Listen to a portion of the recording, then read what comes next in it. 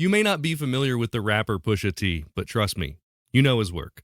This week on The Internet Says It's True. Welcome to The Internet Says It's True, where every week we learn something that sounds made up but is really true. Part of the WCBE podcast experience. My name is Michael Kent. This is episode 174. Happy New Year to everyone, and happy new season. The seasons on this podcast are, by the way, completely arbitrary. So welcome to Season 7. It's exactly like Season 6. Today's guest is fresh off a debut performance on The Tonight Show with Jimmy Fallon last week, so stay tuned for that. Also, I wanted to note that the audio is a little wonky for the interview. It's not that bad if you remember what Zoom meetings were like, but my studio is currently having some issues due to some upgrades, and I don't have everything quite right yet. So you'll hear our guest's audio cut out a couple times. Nothing awful. Are you doing any New Year's resolutions? You doing any resolutions? If so, how did they go for the first week? For me, I never really make any, but this year I'm going to try to make an effort to get out more with my camera. Wildlife photography is a somewhat new passion of mine. I got into it a few years ago, around the same time I started this show, and since then I've had trouble making time for it. So I'm asking you to hold me to account. If you don't see more bird pictures on my social media, ask me to take more. Social pressure always helps. Anyway, I want to do the same for you. So if you have some sort of resolution, let me know. I will help hold you accountable. So in a month or two, I'll comment on your social media. I'll be like, looks like you haven't been hitting the gym like you said. I won't do that. But whatever it is, I want to help. There are no new Tizzlers this week, but now that we're back to a normal schedule, I want to remind you that by becoming a Tizzler, you get access to episodes usually early and always ad-free. If you're one of the folks who likes skipping the ads, Patreon gives you an RSS feed of the show without any ads. Also, it's the spot to go to if you want to watch the guest videos like this week's interview with Mario the Maker Magician. You can join at patreon.com/Michael Kent for as little as $1 a month. That is absolutely nothing, if you ask me. And for the value of the content and stories you get from the show, and the more you pledge, the more bonuses you get. I'll send you stuff in the mail regardless. So once again, that's patreon.com/Michael Kent. I am once again asking for your financial support. So this week's story is one that I've been reading about for a couple weeks. It's a somewhat recent story, and it's a pretty fun one. So without further ado, let's get on with it. Let's get on with it. It's always fun to learn when an artist wrote a song and you had no idea. For instance, if you've heard the Kelly Clarkson hit Breakaway,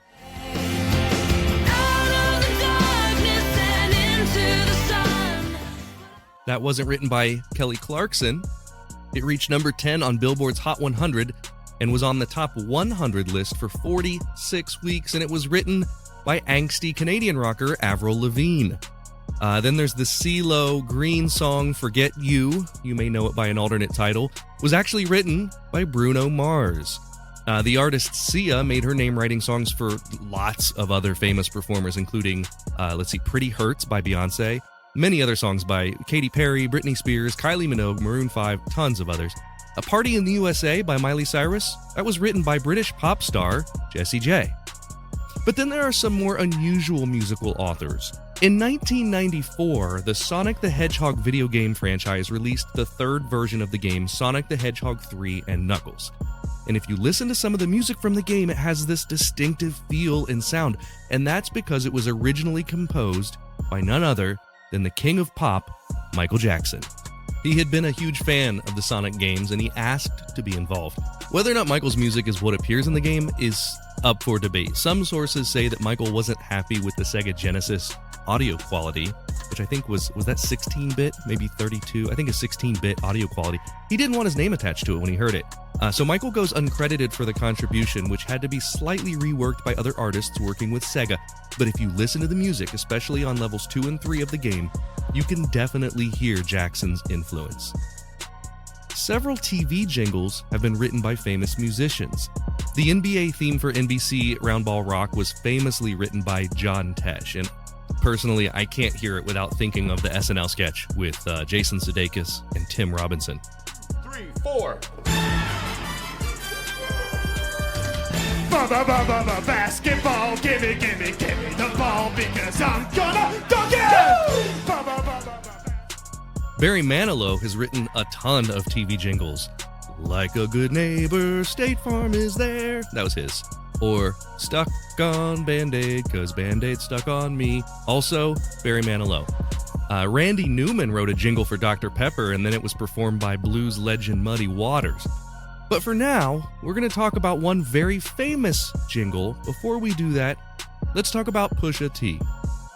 Born Terrence LeVar Thornton, Pusha T became famous as one half of the hip-hop duo Clips, which was Pusha T and his brother who goes by No Malice. He was signed by Kanye West for Def Jam and was featured on one of West's singles, which rose to number 12 on the Billboard Hot 100. He then went on to produce 3 solo albums which all performed well. He had hit songs like MFTR and Nostalgia in 2014. The biggest rappers in the game broke, voila. They say it's hate, but it's these well-dressed snakes that learn to walk on the concrete. I just saw it and spoke to it. Yeah, you ain't know you got coached through it. So this hardcore rapper, I'm not even sure what a hardcore rapper means. This rapper, he wrote lyrics like, young enough to still sell dope, but old enough that I knows better. When they sayin' it's 42 for that white powder, I know that it's stupid coming out of my mouth. Anyway, he raps about selling dope. He says, who don't want to sell dope forever and flood their rollie till the bezel break? And that's what makes it surprising that he also claims credit for a song that maybe you're more familiar with. We'll talk about it after a quick break from our sponsors. You're going to like this one. It's a new podcast called Midnight Facts for Insomniacs. It's a show hosted by comedians Shane Rogers and Duncan McEwen, and each episode covers a new listener-selected topics. And topics are chosen by polls. They have an active Discord where people suggest new topics. The show has covered a wide range of subjects, from pirates to cults to fad diets, all from a lighthearted and comedic perspective. It sounds like a great fit for the listeners of this show. So after you listen to this one, go over, listen to Midnight Facts for Insomniacs. That's available wherever you listen to podcasts. If you love listening to this podcast every week and you want to show your support, that would mean a great deal to me. You can do that by becoming a Patreon member. We've got members at all levels, whether you want to pledge $1 a month or $10 a month. Just think about the value that you receive from this show. And if you like the histories and the stories that you learn about or the jokes that you hear, and if you think that they're worth it, consider signing up. For that, you get every episode ad-free and a week early, access to bonuses like the unedited videos of the guest appearances, and 20% off all merchandise. You can sign up today at patreon.com/Michael Kent. That's patreon.com/Michael Kent. There was a time that humans used 100% organic products as healing balms and moisturizers for their skin. Well, I've partnered with an awesome company that wants to get back to those times. Fatco sells organic and responsibly made tallow-based skincare products. For centuries, humans used tallow in skin moisturizers and healing balms, but unfortunately, the topical application of these fats seemed to stop around the same time that animal fats stopped being considered part of a healthy diet. A lot of modern skincare products do more harm than good by stripping your skin of its natural oils. Let's change that. You can try them out now at fatco.com and get 15% off your order by using my promo code INTERNET. Go to theinternetsaysitstrue.com/deals for the link.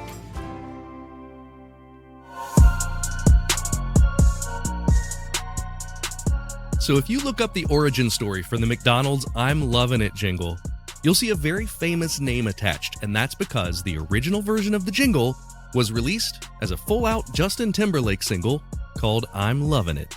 I'm loving it. Here's a clip from the actual song. I'm loving it. I'm loving it. If you're listening to the podcast on YouTube, some of this stuff might get trimmed out for, reasons. But these are easily Googleable. Justin Timberlake received a reported $6 million from McDonald's to sing the track, which was based on an earlier campaign used in Germany. Writing credit for the jingle is given to Pharrell Williams, Tom Batty, Franco Tortora, and Andreas Forberger. And it became much more than a fast food jingle for McDonald's. It actually charted in the top 20 in Greece, Ireland, and the Netherlands.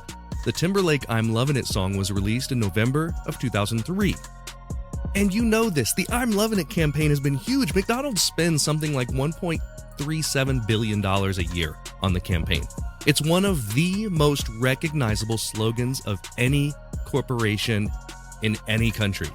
So 13 years later, Pusha T is on a music podcast called Drink Champs, and he's asked about a tweet where he made a claim about co-writing the I'm Lovin' It jingle.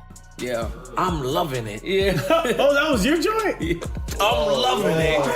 Yeah. I'm good at my job. I don't know if y'all know, man. I don't know if y'all know. I don't know if y'all just realizing that now.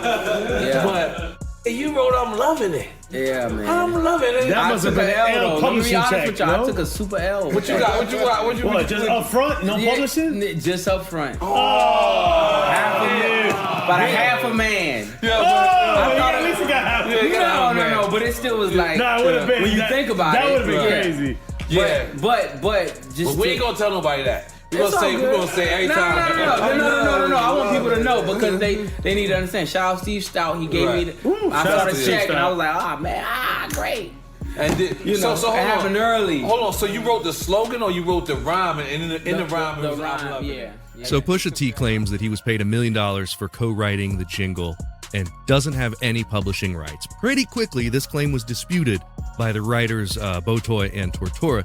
They said they created the jingle in Germany without any help from Pusha T or No Malice.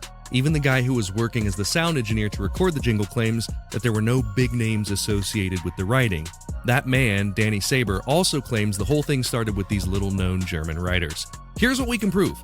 We know that Pusha T has a beef with Ronald McDonald, pardon the pun, because in 2003, he and his brother No Malice wrote a diss track slamming McDonald's. That's right, there is an official Pusha T McDonald's diss track. It's called Spicy Fish Diss, and it mostly attacks the McDonald's filet-o-fish sandwich. It was produced in collaboration with Arby's, so he was mad enough at McDonald's to slam them in a song. Here's a bit of that. I'm the reason the whole world love it. Now I gotta crush it. Filet-o-fishes.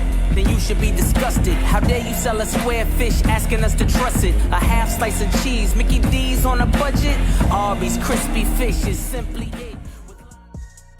He then came back for round 2 called Rib Roast, which was another McDonald's diss, this time aimed at the McRib and again with the support of Arby's. In the song, Pusha T raps over a beat that was created for the song Burial by Yogi. And here is that Burial by Yogi track.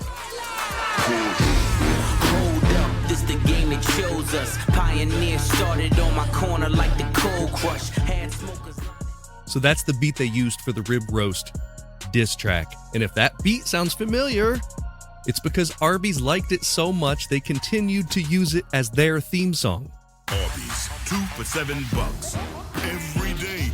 Arby's crispy classic chicken sandwich.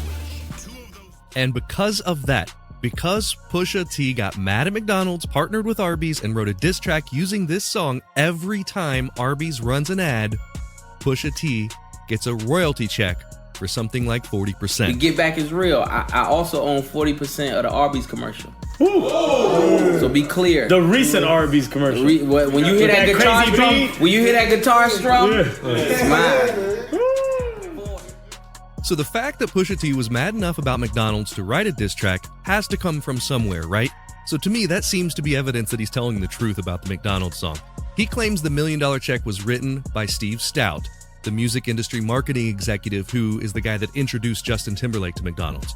So a radio station, Hot 97, reached out to Stout and he confirmed that Pusha T indeed helped to write the jingle and was paid a one-time sum for the writing. And then there's the fact that No Malice and Pusha T were working under Pharrell Williams' company at the time. So that's something else that speaks toward Pusha T and No Malice being co-writers. Now, we can't prove for sure whether or not Pusha T wrote the McDonald's jingle. He won't talk about it anymore. But the evidence is there. And so for me, it's enough to say yes. The internet says it's true. And I'm loving it. And we have the meats.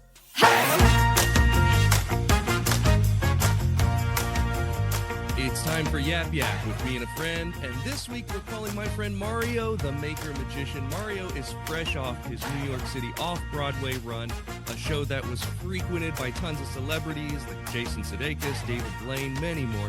He was just featured on The Tonight Show with Jimmy Fallon. I am proud to call him my friend. What is up, Mario? Dude, what is up? I'm such a big fan. I'm so happy to be here, dude. It's cool to talk to you again.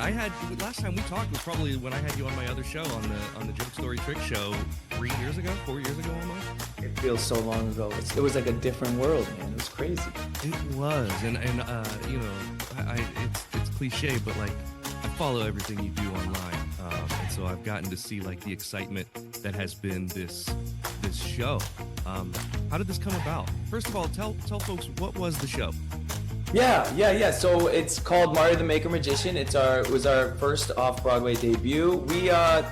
We travel mostly across the country doing a theater show and school assemblies, you know? So it's geared towards family entertainment. And so we did Edinburgh Fringe in August, which was huge, you know? That was like a big thing. That's like one of the biggest ones, right? Oh my God, it was so amazing. Like I could talk about it for hours, but it was just this beautiful thing because you meet so many performers there that are all having the same dream, you know, to just go seen. And so what was cool is that we got validated there. We got our first public reviews of the show, and it helped give us this foundation. And we are originally from New York, but it was just funny, man, because it's like I got to go to Scotland to get a show in New York.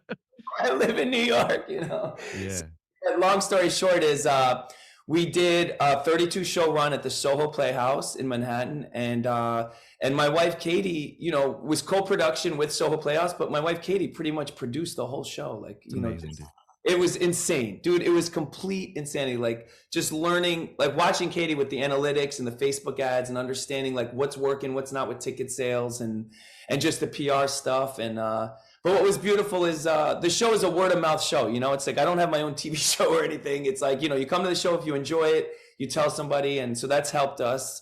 And we just feel really lucky, man. It just ended on Saturday, so just I saw that. Yeah. And I was looking at it. I mean, you sold out most nights, if not every time. I mean, it was just always sold out on your calendar. You know, and look, this comes from 12 years of like kids' birthday parties in Brooklyn. We built the foundation here years ago, you know, and we were just like having our fingers crossed doing this where we're like, oh my God, do they remember us? Like, is there still so it was really funny, Michael, because like there was a couple of times when family would come in and there'd be like this like 17-year-old like teenager guy, like, and it's like, you did my birthday 10 years ago. Like, oh my God. I love it. I've had that same experience with performing in colleges, you know, because like back when I started doing colleges, people would add you on Facebook. That was like a normal thing to do. It's not a normal thing to do now, but it was then. And so now like someone will comment on something. I'll be like, how do I know this person? And it's literally, 20 years ago, you performed at my college, and now I have 3 kids, and I'm a grandfather and whatever else. Like it's nuts, man. And such a fan back then watching you, like from the behind the scenes, like thanks, man. In the colleges, like it was like insane, man. It was insane. Thank you. I'm kind of amazed that it's still going on. It's crazy that this was the colleges kind of came back this year. Which was cool. And you know, you're talking about like getting recognized and getting, what was the word you used, validated in Scotland. You were validated here, just not for you know what set you up to do this off Broadway run, but like we all knew that you were doing something amazing. I mean, we've seen the work that you do. If you're not familiar, you have to just see it. You have to go and just search for Mario the Maker Magician wherever you watch videos. You will see some of the stuff. It's unlike anything else anyone is doing. And every magician I know is like the biggest fan of yours. So. Oh, it's awesome, man. You know, I always say like I basically just drop things and pick things up for 45 minutes, but it's awesome. It's all robots. It's all homemade. And, you know, it's my whole life in 1 hour. You know, we've been working on this show for 16 years, you know, like that's what I used to say, like every time we had our VIP audience sitting, and like, that's how I ended the session. I always be like, it's taken me 16 years to get on this stage, you know? And I mean every word of that. You know how it is, Michael, you're the same way. It's like, we hustle. And then you get these moments where like, you know, you can take a breath, you know? Absolutely. Well, we're going to talk a little bit more about that. The topic of the show has nothing to do with any of this. That's just kind of the way it goes here. But for this first question, we're going to play for a joke. So if you get it wrong, you've got to tell me a joke. But if you get it right, I will tell you a joke. Okay. And it can be a stupid joke. Doesn't have to be a good joke. Yeah, so yeah. Here's your question. It's multiple choice. You'll get 3 choices for your multiple choice. So here's your question. The rapper. Why am I nervous? Okay. Yeah, I know. None of this matters. So you don't have any reason to be nervous. Like literally none of this matters for anything. The worst case that can happen here is that you have to tell me a joke. It's true. And maybe you're nervous because the joke isn't good. I don't know. I got pretty terrible joke. I'm just going to tell you, but go ahead. The rapper Pusha T claims credit for which one of these things? A, being the youngest rapper to win a Grammy. B, being the writer of the McDonald's "Ba-da-da-da-da, I'm Lovin' It" jingle. Or C, being the first person to rhyme unravel flannel with Travel Channel. Oh my gosh. I'm going to go with C. I don't know. This is just a gut thing. I don't know. Am I totally wrong? The answer is B. He claims credit for writing the "I'm Loving It" song for McDonald's. And it has been disputed, but there's pretty good evidence that he was partly responsible. He and his brother claim that they wrote and they were paid $1 million for the "I'm Loving It" jingle, which was then recorded by Justin Timberlake, and who was paid a lot more money. Oh my gosh. But the funny thing about this story is that it led to this beef between Pusha T and McDonald's, who he claimed didn't pay them enough. And he ended up signing this deal with Arby's where he wrote diss tracks dissing McDonald's and promoting Arby's. And because of that, one of the background tracks to this Arby's track, the background beat is the Arby's theme song that they use in their commercials now. So every time Arby's runs an ad, Pusha T gets a royalty check. That is crazy cool. Isn't that interesting? And it's like a this hardcore rapper that's kind of obscure. So I love it. Okay, so you got it wrong. Do you have a joke for me? Knock, knock. Who's there? Nobody. Oh, that was a lonely joke. Terrible. I told you didn't even say nobody who. You just knew already. I thought that was just the end of the joke. Should I say nobody who? Is there anything else? It's just terrible. I told you. I better get the next question right. I did. I'll find one. I did find a joke, so I'll tell you anyway, even though I don't have to. How many McDonald's workers does it take to change a light bulb? Oh, damn. How many? None, because they can't climb the ladder. Oh, God. See, I liked that joke because it had like a social commentary to it. Crazy. Can't climb ladder. Okay. Question 2. For this next question, we're going to play for changing our Facebook profile picture to the podcast logo for one day. So if you get it wrong, you've got to change your profile picture to the podcast logo for one day. And you're a very, very well-known person. I'll be happy for half a day, Mario. I'd be happy for half a day. So here's your question. My profile pic is getting changed, Katie. All right. Pusha T gets paid every time Arby's plays its theme song. Who famously says the line, "We have the meats," in the Arby's commercials? Is it A, Ving Rhames, B, James Earl Jones, or C, Sam Elliott?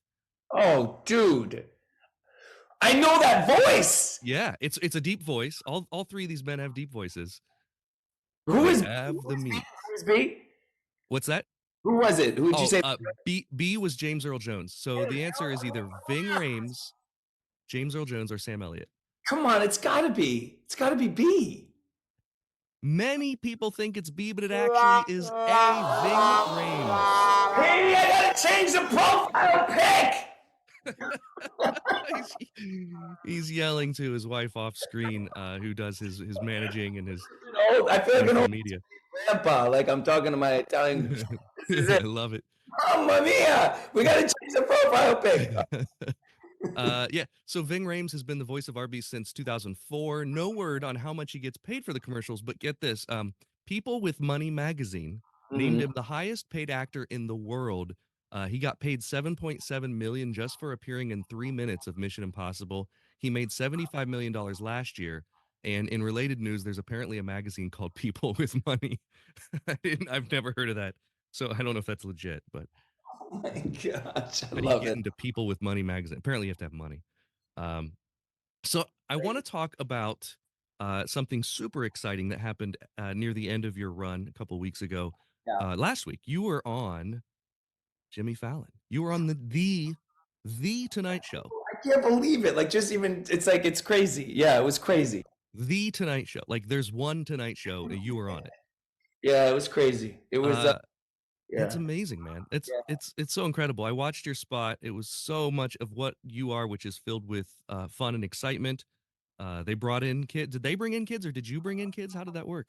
Yeah, like that was like my favorite part because, like, you know, a big part of my character like relies on a certain age range too. Like, you know, it's adults and kids, and they were like, let's bring kids. They did a casting call, and we got like 15 kids there, and it was crazy because, like, during the rehearsal, like, you know, all the parents of these kids are sitting in the audience, and the audience is not there yet, and you know, and all the kids are slowly walking, you know, to where they got to sit at this carpet. And like, and they're so nervous, you know, like I've been told, like, you know, just stay still. And then I'm looking at them like, you have no idea. We're going to be screaming our heads off for 5 minutes straight, you know. We're just like, don't worry, like, it's going to be so much fun. And it was just so fun watching them, you know, just slowly break character and just start screaming and pulling things when they're not supposed to. And so it was really cool. And I just, like, Jimmy's so cool that he just knew, like, this is my heart. This is what we do, is inspire kids. And he's like, then bring kids, you know, because I know that was a stretch, you know, and that was so cool they did that. It was very cool. It was fitting. It made sense. My question, okay, so you finished your set. All the kids have yelled, you yell, you end it. It goes, Jimmy throws to commercial. He says your name, and then he goes to commercial. How did you feel at that moment when you knew it was done? Well, I don't know if it's because I'm from New York too, you know, and I don't know if it's because, you know, it's just, it's, it felt good, you know, it felt good. Yeah. And it's just been a long road, you know, it's just been a really long road. And, you know, someone like me who represents children's magic and children's entertainment, the idea that was even possible for me to have a chance to be on that stage where there's so many heroes that stood at those spots, that I got to bring 15 kids and just be like, hey, like, this is this small part of the industry that, oh my God, maybe has some value for the world, you know? And so that was really cool, you know? Did it sink in at that moment when you had finished? Did it sink in how many people were going to watch what you just shot? I think my nerves were high, but you know when it sunk in? When I walked back to the dressing room and I opened the door, my daughter Gigi gave me this huge hug, and I was like, holy crap. Like, this is it. Like, my kids got to sit in this dressing room all day and get gifts every couple hours. The door would knock, they'd bring gifts. Like, just the idea that that's in their core memory was probably my favorite part of the whole experience, you know? But you know, like, it's things like this, you know, too, Michael. It's just this high, you know, and then and then it's just back down, and it's okay. You walk outside, and it's New York again. It's exactly, like, get out of here, you know. But I mean, but that's the beautiful thing, is that it's on record. It's so cool. Look, check this out. They gave me, on my way out, they gave me the cue cards. You posted pictures of the. Yeah, I gotta frame them because it's like, this is so crazy, you know. Like, it's crazy. So. It's what an awesome memento. Now, and have you been able to share with your kids, like, the, you know, like Johnny Carson and Jay Leno, and like the history of what you did, what happened before you? Yeah, I mean, we teased it a little bit, you know, trying to show her old videos of George Carl and like, you know, these, you know, all these performers that performed on that stage that I was inspired by. But yeah, no, it was cool, man. You know, it just. It's hard, you know, because the run ended on Saturday, you know, and now we leave on Sunday to go south. And it's just tough, you know, because you just get to know everybody at the Soho Playhouse, and it becomes like a family, and you just get used to the rhythm, like ordering lunch and just sitting and laying down on the stage and just waiting 3 hours till the next show. And like, that's life, isn't it? It's like, you just enjoy every moment of those good moments. You trap them into your heart and you just carry them, right? And so, like, and it'll be fun. There'll be other moments too, you know. So, but yeah, it's definitely tough. You know how it is, Mike, when you have a great run, you know, and you know. So we're adjusting, you know. Yeah, absolutely, man. Well, for this next question, we always play for a show sticker. So we've got these, the internet says it's true, show stickers, and if you get this one right, you'll get a sticker. In 1995, Carl's Jr. launched a new ad campaign with a strange slogan. Which one of these was the slogan? Again, there's no way you would know this. There's no way anyone would know this. But one of these is an actual slogan used by Carl's Jr. in 1995. Okay. A is if it doesn't get all over the place, it doesn't belong in your face. Okay, so that's A. B, what else are you going to eat? Okay, that's B. And then C is, have you seen these burgers? One of those is real. One of those is an actual ad campaign. It's either if it doesn't get all over the place, it doesn't belong in your face. What else are you going to eat? And have you seen these burgers? I'm going with A, hands down. If that's not it, I'm going to be really pissed. The answer is A. You got it right. Yeah. You get a sticker. Yeah. We the digital confetti. Yeah. That's great. Apparently, the ads prompted a minor backlash from consumers who thought that, messy wasn't the way to sell food. So what did Carl's Jr. ad execs do? They made another ad that said, if you don't like commercials about big drippy burgers, watch PBS. They literally said that on a radio ad. I love it. So it was kind of, Carl's Jr. in your face and all over the place. So sticker. Great. I like the stakes for this next one, Mario. We're going to play for an admission of the best thing that's happened to us this week. So if you get it wrong, you got to tell me the best thing that's happened to you this week. Sounds kind of counterintuitive. If you get it right, I'll tell you the best thing that happened to me this week. Okay, cool. All right. So you just finished this off-Broadway run in New York City. Burger King made news on Broadway in New York City in the 1990s when it introduced which one of these bonuses with the purchase of a meal. So was it A, when you bought a meal, you get a free map of New York celebrity sites? Okay. B, when you buy a meal, you get access to an internet cafe inside the restaurant? Or C, you get a special crown made of actual brass instead of the normal cardboard crown that they had? Wow. Yeah. That's fancy. Come on, Mike. What am I going to go with? I would go, all right, I'm going to play it safe. I'll go with B. You the answer. Yeah. The answer is B. Internet cafe, yeah. So Burger King, located on Broadway in New York City, allowed customers to surf the web on one of its 20 PC computers only if they purchased a meal. And you got to think, this was the mid 90s. This was brand new technology, and Burger King was on the forefront. That's pretty killer. It is. It is. You get to go into it. Like, internet cafes didn't exist back then, I don't think. Yeah. This is all fresh. Very cool. So you got it right. I'll tell you about the best thing that happened to me this week. My father-in-law has been ill. He's recovering from a serious surgery, and the doctors say that they are impressed with his recovery. They're impressed with his progress. And of course, he's in the ICU, but today I guess they sat him in a chair. He was in a chair today. So big. That's big, and that's the best thing is that he is moving in the right direction. So. That's huge. That's amazing. I mean, you can't ask for something better, Yeah, it's funny, like, as you get older, like, the stuff that becomes important to you changes. And when you have I had several family members that were ill recently, and that becomes instantly, no question, the most important thing in the world. 100%. 100%. Well, that's great news. And I've heard similar things about when people have kids. I don't have kids, but I remember talking to Jonathan Burns, a mutual friend of ours, who he said, I remember him talking about, like, when he had his first daughter, about how all of a sudden that was just the most important thing, no question. That's just how it was. Yeah, it's a weird thing. It's a weird, like, it's funny. Yeah, it definitely. Well, that's why I said too. Like, my favorite moment was me, Gigi hugging me when I get to the dressing room. And was that within the last week? That could probably count for this. Saturday was the run. Ended on Saturday. That was a big week moment. It was the week before we did the Tonight Show, but Saturday was it was bittersweet. It was a bittersweet day. Yeah.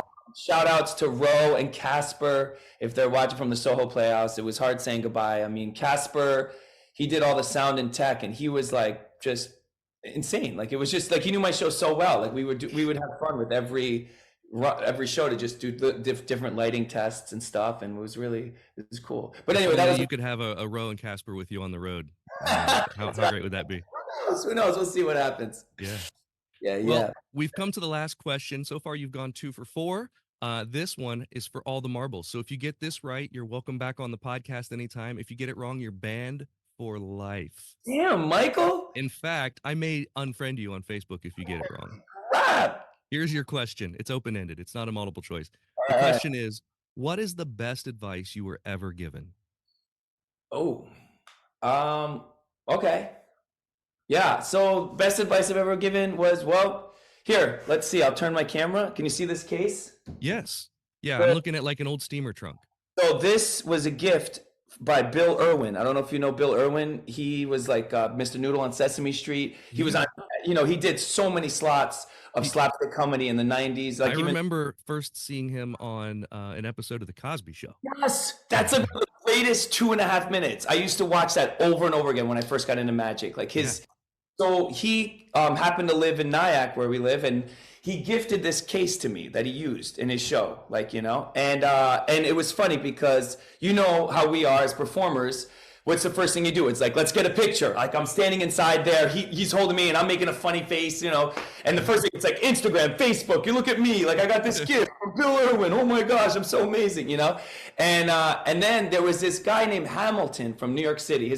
He owns a small theater, and we used to hire us to come out and perform. And he commented on the post, and he said, "Mario, that looks amazing." He said, "But don't forget, life is not a race; it's a relay."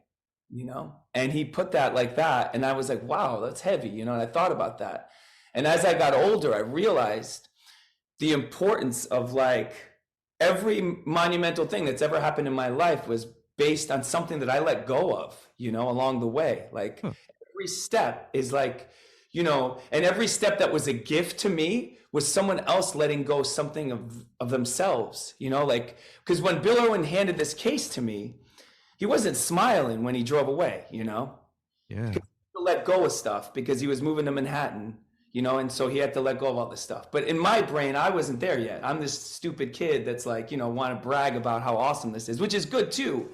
But now that I hold these cards after all these years, I understand that this is just a season. And one day I'm going to give this to somebody maybe, right? And I'm going to be... And that kid's gonna, make me put a post, or whoever it is. It could be even a family member or like a cousin, But like that, or like a magician friend of yours who has a podcast or something. Yes, you're too cool. But yeah, like that's kind of the thing I've been thinking about this week a lot. Is the truth in that statement that life is not a race, it's a relay. And I think the more that we understand that the more we give, the more we get, I think the better we all are. So that's yeah. That is a correct answer. So you are welcome back on the show anytime. And God, you've given me something I'm going to be scratching my head about all night thinking about that. That's a wonderful, wonderful lesson. Awesome. And God, I know that our listeners right now are thinking about how that applies to them, and I'm thinking about it too. So, man, that's awesome. It's not a race; it's a relay. Yeah, it's heavy, man. Because when we're younger, we run, not looking at anybody. It's like we're just trying to get, But like, like just the idea of like that we have to, the more we pass that, it's something I'm dealing with, like, as I get older too, like, we get older and, but anyway, dude, this is so much fun being on. So much fun. I got so many wrong answers, but you know what? No, you got 2 wrong answers out of 5. You're great. At the end. Yeah. When it mattered, you were clutch. Last 2 right? I did pretty good. Yeah, you did amazing. Tell people where they can find you online. Yeah, at Mario the Magician on, all the socials and stuff. Mario the Maker Magician, if you Google. MarioTheMagician.com, yeah. Any of that. Awesome. Yeah, and do yourself a favor, go watch, if not his most recent appearance on the Tonight Show. How cool is that to hear? You can watch his most recent appearance on the Tonight Show, or, just go watch some of the amazing videos that he's created with some of these incredible robotic creations. Mario, it's been a pleasure having you on, man. Michael, such a big fan. So cool being on this. Thanks so much. That is all for this week. Thank you so much to Mario for being my guest, and thanks to you for listening. Here's the voice of a young Pusha T. Thank you for listening to The Internet Says It's True. To listen to episodes ad-free and a week early, support us on Patreon. You can do that at patreon.com/Michael Kent. If you learned something just now that you didn't already know, go to the Apple Podcast app and leave us a review with 5 stars and a few words. That helps us a ton, because that's how the algorithm works. I don't know what an algorithm is, but just do it. See you next week for a brand new episode of The Internet Says It's True! The Internet Says It's True would like to thank the Patreon subscribers whose monthly contributions help to make this show possible. Sean Brown, Joshua Endress, Dallas Ray, Bryce Swanson, Eugene Anderson, Jim and Joanne Martin, Mitch and Andrew Joseph Kemplin, and the show's official Emperor, Kick Track. The show is written and produced by me, Michael Kent. The theme song is by Finite Music Forge, and all audio clips in this episode are used for education and commentary and used under Fair Use Title 17 USC Section 107. You can listen to past episodes by searching for The Internet Says It's True wherever you get your podcasts, and you can see bonus content at patreon.com/Michael Kent.